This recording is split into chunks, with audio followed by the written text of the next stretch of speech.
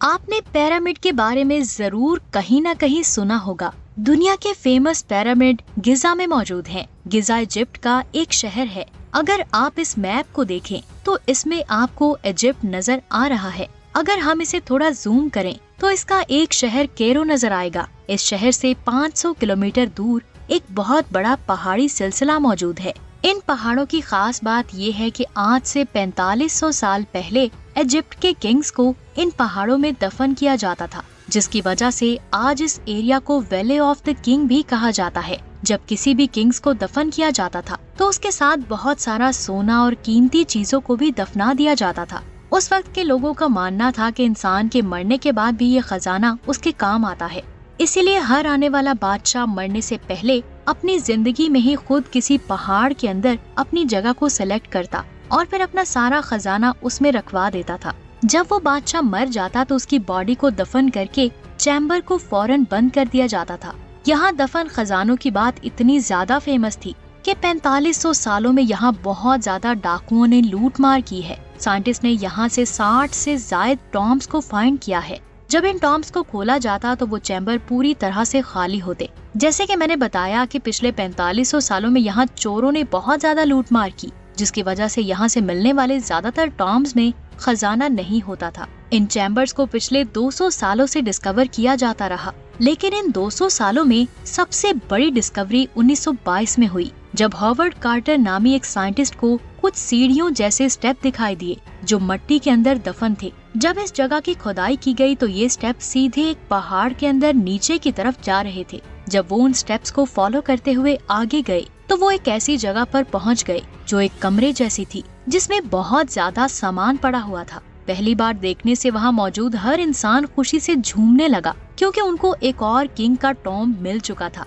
और ये पहला ऐसा चैम्बर था जो पूरी तरह से खजाने से भरा हुआ था। यहाँ मौजूद सभी चीजें पूरे खालिस सोने से बनी हुई थी। इस कमरे में एक और चैम्बर भी मौजूद था। जब इस चैम्बर को खोला गया तो इसमें एक कॉफिन मिला। ये पूरा कॉफिन सोने का बना हुआ था। इस कॉफिन का वजन 90 केजी था। जब इस कॉफिन को खोला गया तो इसमें एक मम्मी पड़ी हुई थी। ये इस कमरे की रियल तस्वीर है। इसमें आप चैम्बर के साथ साथ पेंटिंग्स को भी देख सकते हैं। लेकिन ये पेंटिंग्स क्यों बनाई गयी, इसके बारे में साइंसदानों को जानना था। ये चैम्बर साइंटिस्ट के लिए बहुत बड़ी डिस्कवरी थी, क्योंकि पिछले 200 सालों में ये पहला ऐसा चैम्बर मिला था जिस तक कोई भी डाकू नहीं पहुंच पाया। अब साइंटिस्ट के माइंड में ये सवाल आ रहा था कि ये चैम्बर और ये मम्मी किस किंग की थी और 4500 सालों तक कोई डाकू इस चैम्बर तक क्यों नहीं पहुंच पाया। आखिर ये चैम्बर डाकुओं से कैसे बचा रहा। इन सभी सवालात के बारे में जानने के लिए साइंटिस्ट ने वहाँ मौजूद चीजों और मम्मीज को डिटेल से स्टडी करना शुरू किया। सबसे पहले उन्होंने वहाँ मौजूद मम्मी के डीएनए को स्टडी किया,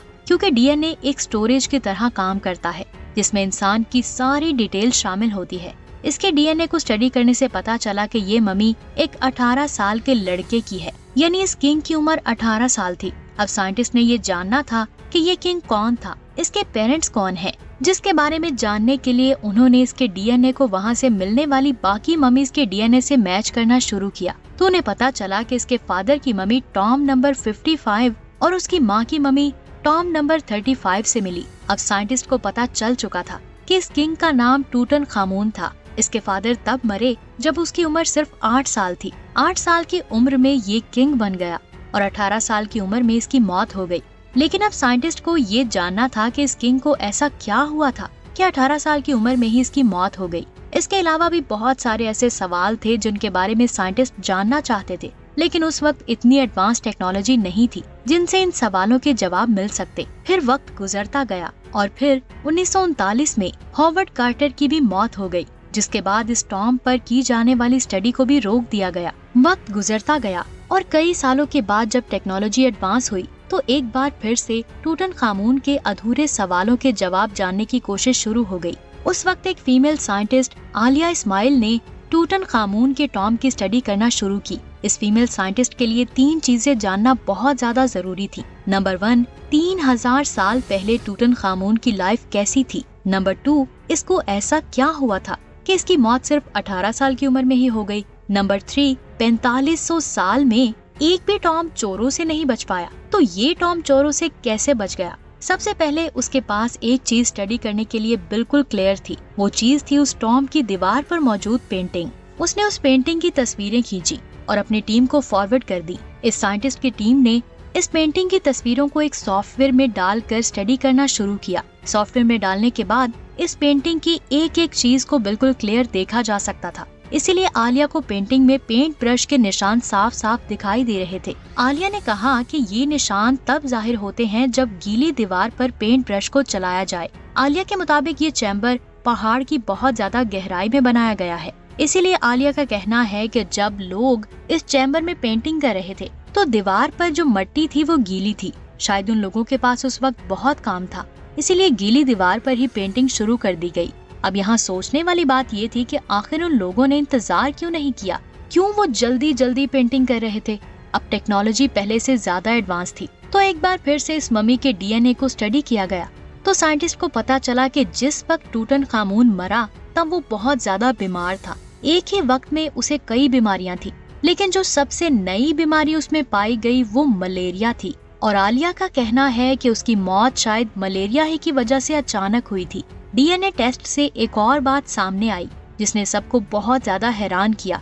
वो बात ये थी कि टूटनखामुन का बाप और माँ सगे भाई बहन थे। जब बहन भाई आपस में शादी करते हैं तो उनके बच्चों में बीमारियां बहुत ज्यादा होने के चांसेस होते हैं। टूटनखामुन के बारे में काफी कुछ पता चल चुका था। अब वो ये जानना चाहती थी कि आखिर इसका टॉम चोरों से कैसे बचा रहा। जब इस टॉम को पहली बार डिस्कवर किया गया तब इस टॉम के दरवाजे पर बहुत सारे बड़े बड़े पत्थर पड़े हुए थे और ये पत्थर दूसरे टॉम्स के दरवाजों पर नहीं थे, जिसकी वजह से ये टॉम चोरों की नजर में नहीं आ सका। अब यहाँ ये सवाल खड़ा हो गया कि ये पत्थर इस किंग के टॉम तक कैसे आए। जब आलिया ने ड्रोन की मदद से इस एरिया को ऊपर से देखा तो उन्हें पहाड़ पर ये रास्ता नजर आया। जब इसे ध्यान से देखा गया तो उन्हें पता चला कि ये रास्ता पानी के गुजरने की वजह से बना है, यानी उस वक्त यहाँ से पानी गुजरता होगा। किसी दौर में यहाँ अर्थक्वेक आया जिसकी वजह से बहुत सारे पहाड़ नीचे जमीन पर गिर गए और यहाँ से गुजरने वाले पानी की वजह से पत्थर बहकर इस टॉम के सामने आ गए, जिसकी वजह से टूटनखामुन का दरवाजा पूरी तरह से ढक चुका था। इससे लगता ही नहीं था कि यहाँ किसी किंग का कोई टॉम मौजूद है और ये मिस्ट्री पूरी तरह से हल हो गई। तो दोस्तों ये थी हमारी आज की वीडियो। आपको कैसी लगी नीचे कमेंट्स करके जरूर बताएं। मिलते हैं एक नई और इंटरेस्टिंग वीडियो में। अपना ख्याल रखें। अल्लाह हाफिज।